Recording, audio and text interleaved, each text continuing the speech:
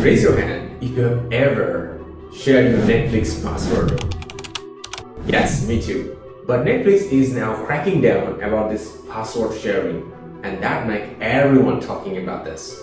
So now the question is about, is it fair or it's just another way to squeeze more money out of the customer like us?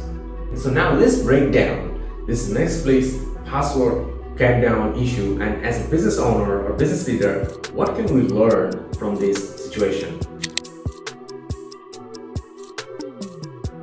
Here's the deal.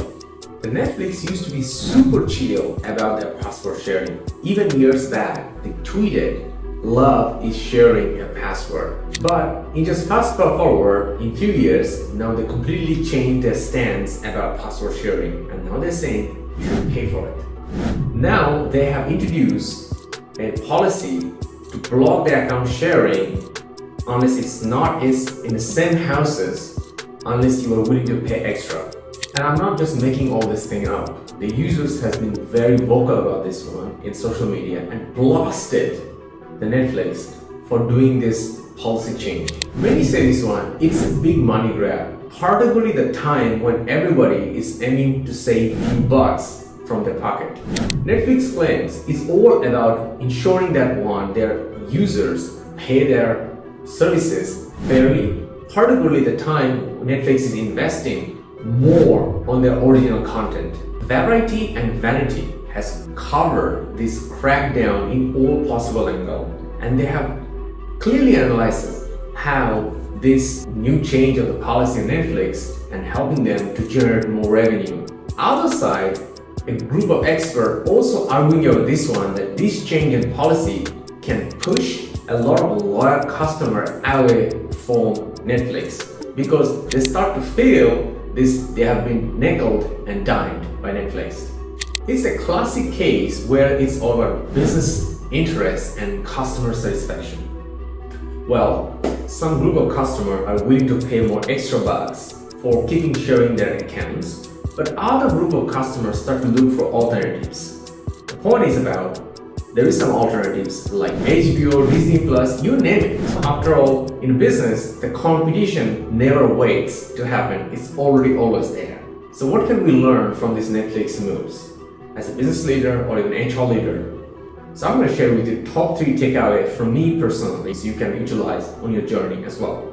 So number 1 takeaway is about knowing your customer. So as a business leader, we need to find out continuously what are the key factors customer truly value about our product or even services.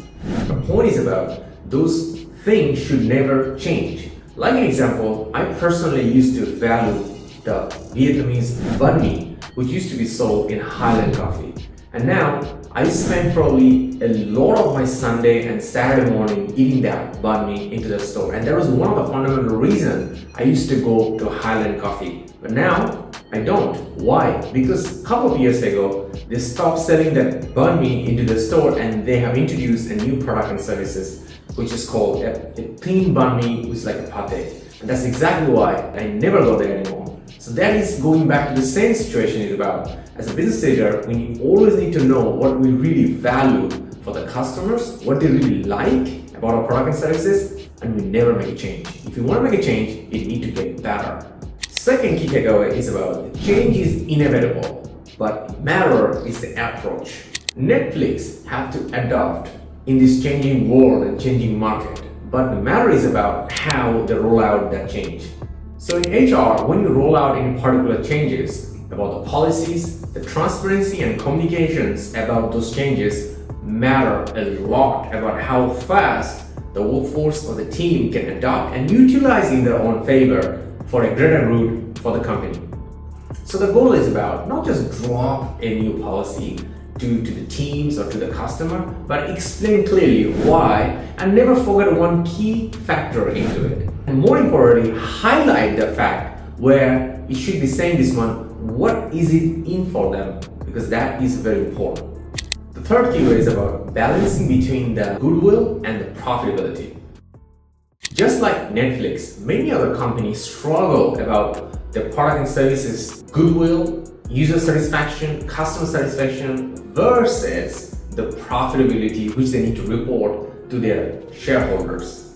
Yeah, I get it. It's like a tricky dance. But the company who really measured this area really well, that balance, they used to last longer and always used to grow and would always dominate in terms of the market share. Whether you are managing a streaming platform or leading a team, the lesson is very clear.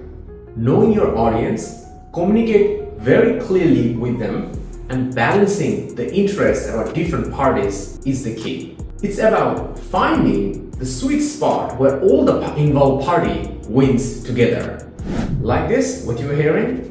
Hit the subscribe button so you don't miss out the what we're going to publish in the next week, another exciting case, so you can take those stories and takeaways for your journey as well. We have some exciting plan for the next week, so don't forget to subscribe so you don't miss it out.